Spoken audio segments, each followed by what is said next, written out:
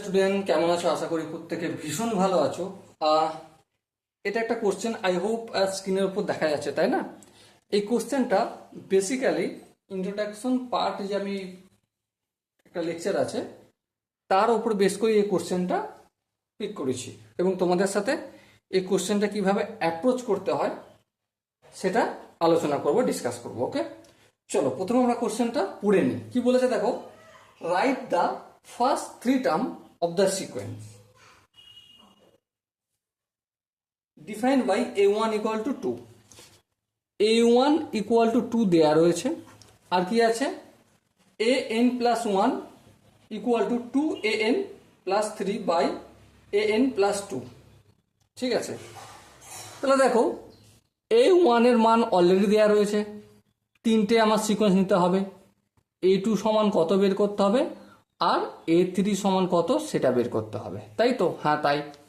ধ্যান দিয়ে লক্ষ্য করো, আমরা এখানটা যদি ইউজ করি এই পোর্শনটা, কি পাবো?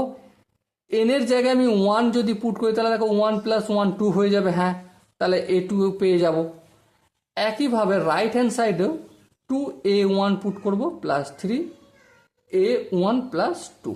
ওকে, এবার ধ্যান দিয়ে লক্ষ্য করো, a1 প্লাস 1 সমান কি 2, তাহলে a2 equal to 2 into a1 এর ভ্যালু কত বলো? দেখো বইতে দেওয়া রয়েছে সুন্দরভাবে কোশ্চেনে 2, তাহলে এই 2 লিখলাম প্লাস 3, আর এখানে 2 প্লাস 2। ওকে, তাহলে দেখো 2 দুগুণে 4, 4 প্লাস 3 কত হয় 7, আর 2 প্লাস 2 কত হয় 4 হয়, তাহলে a2 এর ভ্যালু কত পেলাম? 7/4। ওকে, আশা করি এখানটা বুঝে গেছে। সেম একইভাবে এই জায়গায় আমরা এন এর জায়গায় 2 লিখব, তাহলে 2 প্লাস 1 সমান 3 হয়ে যাবে, এর ভ্যালুটা পেয়ে যাব, তাই না? হ্যাঁ পেয়ে যাব, ঠিক। আবার এদিকটা দেখো 2 ইন্টু এ, এন এর জায়গায় কি লিখেছি? এখানে আমরা 2 লিখেছি, তাহলে এখানেও 2 লিখব প্লাস 3। আবার দেখো এখানটা এ এন, এন এর জায়গায় কি লিখেছি? 2 লিখেছি, চলো লিখে দিলাম প্লাস 2 লিখলাম, বেশ। এবার ধ্যান দিয়ে দেখো 2 ইন্টু a2 এর ভ্যালু আমরা কত বের করেছি? 7/4। চলো এখানে পুট করি 7/4, পুট করলাম প্লাস 3 লিখলাম, a2 এর ভ্যালু 7/4 লিখলাম প্লাস 2 লিখলাম, বেশ। এবার ধ্যান দিয়ে যদি দেখো তাহলে 7 দুগুণে কত হয়? 14/4 হলো, প্লাস 3, একইভাবে 7/4 প্লাস 2। আশা করি ভগ্নাংশের যোগ বিয়োগ তোমরা পারো, সেই জন্য আমি ফটাফট করে দিচ্ছি। 14 প্লাস 12/4, বেশ। এটা 7 প্লাস 8/4, উপরে এই 4 কেটে যায়। আশা করি ভগ্নাংশের যোগ বিয়োগ তোমরা জানো, এটা ধরে আমি করছি। 14 প্লাস 12 সমান কত হয়? 26। 7 প্লাস 8, 7 আর 8 যোগ করতে 15 হয়। তাহলে দেখো a3 এর ভ্যালু কি পেলাম? হ্যাঁ পেলাম, কি পেলাম? 26/15।